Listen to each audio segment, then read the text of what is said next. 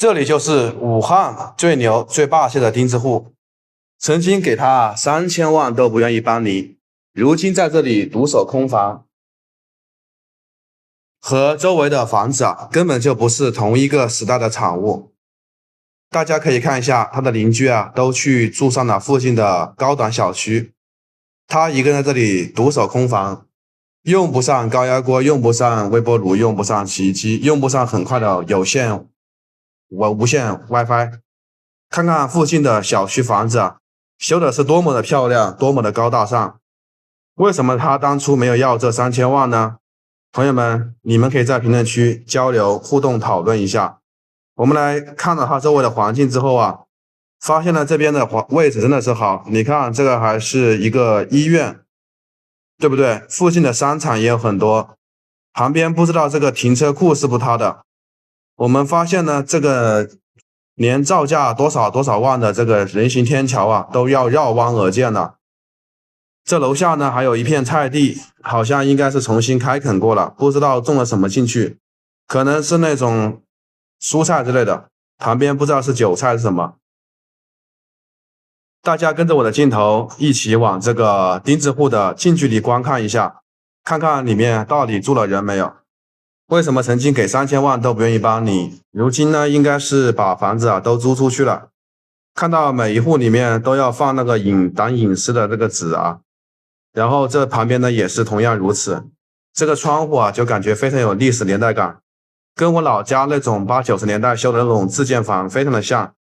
这个房子的产权呢应该是好多年的，然后呢就是应该属于自建的。你看这个位置很明显绕弯而建，人行天桥都要绕弯了。然后现在呢这个房东在这里自住出租两不误，在门口人行天桥呢还有一个电梯可以下去。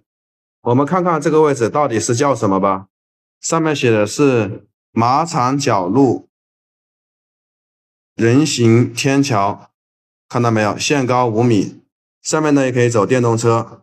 这个位置真的是非常的黄金地段。然后因为这边呢离武汉的汉口火车站非常的近，前面直走就到了。旁边还有个万达广场，空调呢是用上的。看一下这炎炎夏日怎么能没有的空调呢？没有空调人受不了的，只是其他的一个居住环境可能就差了。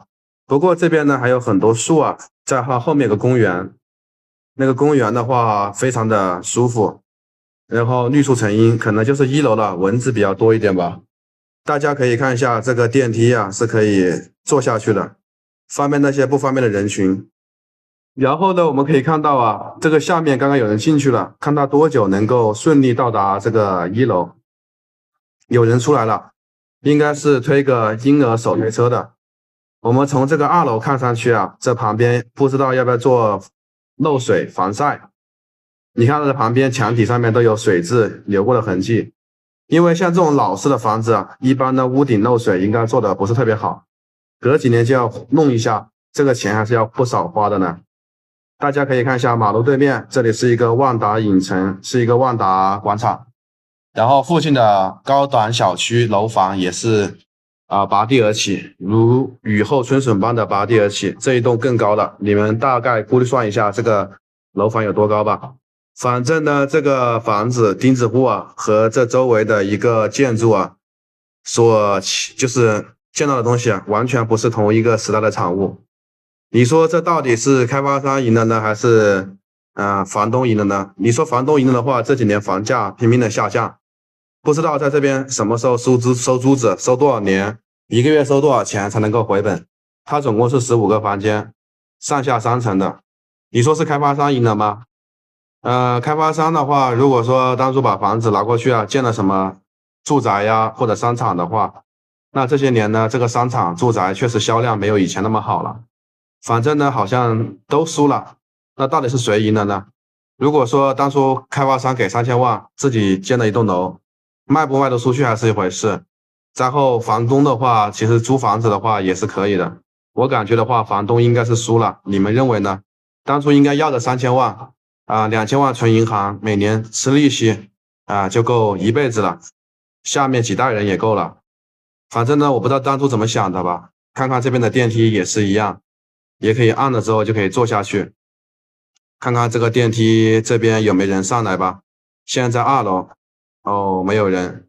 我们现在呢坐电梯进来了，看看里面还有监控，然后空间还是挺大的，主要是方便那些不方便的人群吧。然后这边可以坐到1楼去，到1楼也挺快的。注意坐电梯千万不要扶门，不要扒门，不要靠门，小心的话滑倒摔跤了。